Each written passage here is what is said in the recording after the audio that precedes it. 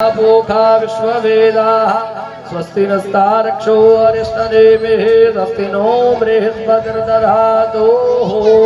नमो देव्ये महादेव्ये शिवाये सततं नमः। नमः प्रकृतिभद्राय नियताः प्रणतास्मदाम्।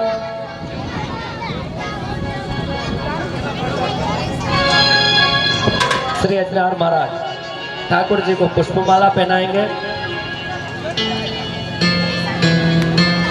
ओम कृष्णाय वासुदेवाय हरये परमात्मने प्रणतक्लेशनादाय गोविंदाय नमो नमः। बोलिए श्री वृंदावन बिहारी लाल के। भगवान नरसिंह मेहता भगवान की भक्ति में इतने पागल हो गए थे, न खाने की चिंता न सोने की चिंता, तो भगवान ने उनको 12 पीढ़ी तक चले इतना धन और अन्न दे दिया था।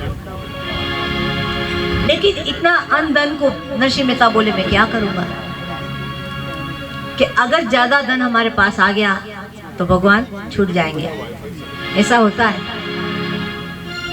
जिसके पास पैसा आ जाता है ना तो उसको संतोष नहीं होता है, वो कहते हैं थोड़ा और कमा लो, और मिल जाता है तो और ख्वाहिश बढ़ती जाती है उनकी। जो करोड़ों लाखों कमाता है तो उसको करोड़ों की चाहत होती है, करोड़ों रुपए मिल जाए। जितना धन था अन्न था, 12 महीने में 12 पीढ़ी का अन्न धन लुटा दिया, सबको खिला पिला के दान करके पूरा कर दिया। सिर्फ एक हवेली रह गई, वहाँ नरसिंह मेहता अपने कीर्तन करते थे और जितने सूर्या साधु थे वो सब आकर भजन कीर्तन करते थे। अब नरसिंह जी के एक बेटी थी और उनका नाम था नानी बाई। अब हम नानी बाई के महल में प्रवेश करने जा रहे हैं। अभी तक हमने भक्त नरसिंह मेहता की कथा सुनी, अब उनकी नानी बाई की कथा आगे बढ़ेगी।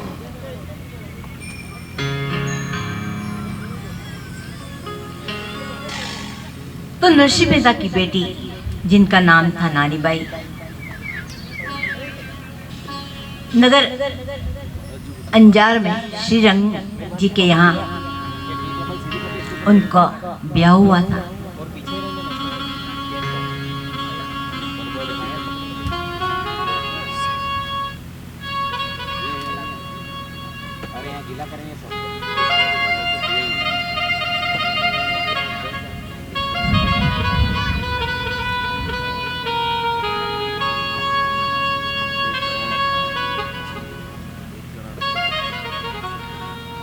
अब उनका नाम नानी बाई था, उनका एक बेटा भी था, पर वो बचपन में स्वर्गवास हो गया। नरसिंह जी जो पहली पत्नी थी उनका भी स्वर्गवास हो गया। अब जब उनका स्वर्गवास हुआ तो गांव वाले कहते हैं 12 दिन में हम भोजन देते हैं। तो गांव वाले नरसिंह मेहता के पास पैसे तो है नहीं, सब लुटा दिया था उन्होंने। गांव वाले के नरसिंह तुझे सबको भोजन कराना पड़ेगा, तुम्हारी पत्नी शांत हुई है। नरसिंह जी के मेरे पास तो कुछ है नहीं, मैं क्या करूं? बोले ऐसा थोड़ी चलता है, भोजन तो कराना पड़ेगा। बोले मेरे पास तो 10-12 साधु को मैं खाना खिला दूंगा। अब गांव में 4-5 व्यक्ति कुछ ऐसे थे जो नरसिंह जी की बड़ी हंसी उड़ाते थे। तो एक बार 2 सेठ आए उस गांव में, तो वो व्यक्ति जो पान की दुकान पे खड़े थे 5, उनके पास जाकर कहने लगे कि यहाँ पे कोई ऐसा सेठ है जो हमको हमारी 700 रुपये की हुंडी भरना है। बोले वो बड़े सरल स्वभाव के हैं, आप उनको कहोगे कि आप बड़े सेठ हो तो मना कर देंगे। बोले नहीं, मैं तो कोई सेठ नहीं हूँ, मैं तो भगवान का भगत हूँ, मेरे पास कोई पैसे वगैरह नहीं है। वो सब समझा देते सेठ को। वो सेठ दोनों आते हैं और कि यहाँ पर नरसिंह मेहता कहाँ रहते हैं। नरसिंह मेहता की बड़ी हवेली थी।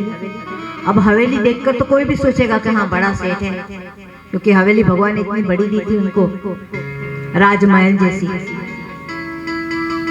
तो सेठ आकर पूछते हैं,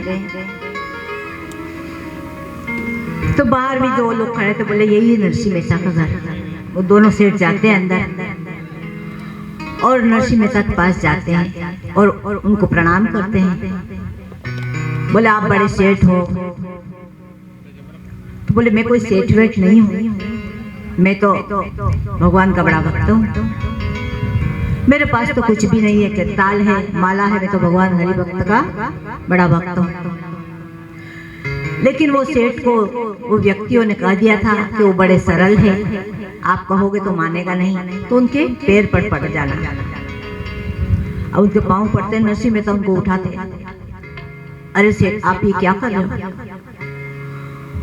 बोले देखो आप भगवान के भक्त तो हो, हम जानते हैं, लेकिन बड़े सेठ भी हो, हमें सब पता है। हमारी 700 रुपए की हुंडी लिख दो, हमें द्वारका जाना है।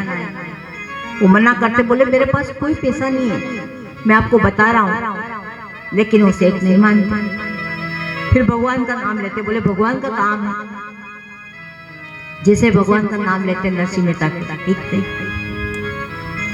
उनकी 700 रुपये ले लेते हैं और हुंडी लेके दे देते हैं। हुंडी में क्या लिखते हैं? सावरिया से नाम लिखना पड़ता उसमें, किसने दी, और उनको दे देते हैं। अब वो दोनों सेठ चलते हैं, द्वारका पहुंचते हैं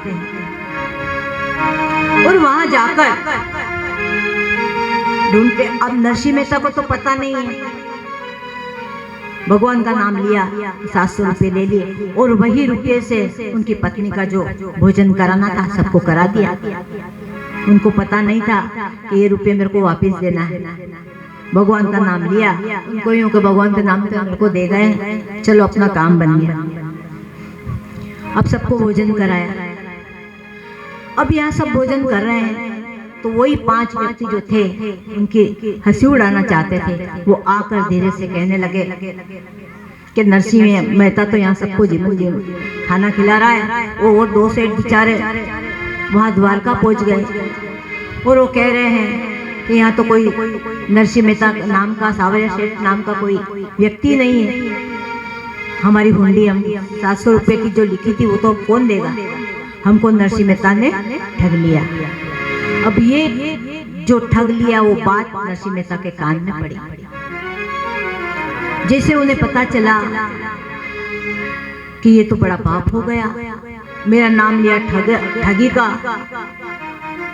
नरसिंह मेहता चिंता करने लग गए और भगवान से प्रार्थना करने लगे, भगवान मुझे तो कुछ पता ही नहीं है, आप ही जानो आपकी माया क्या है। और भगवान के आगे आज नरसिंह मेहता केदार का राग गा रहे हैं। देखो भगवान ने कहा था तुम जब भी केदार का राग गाओगे तो तुम्हारा काम जो भी होगा वो पूरा हो जाएगा। हमारी हुंडी स्वीकारो महाराज रे, सांवरा गिरधारी। सभी प्रेम से तालियां तो बजा सकते हो भगवान की कीर्तन में। हमारी हुंडी स्वीकारो महाराज रे, सांवरा गिरधारी। ओ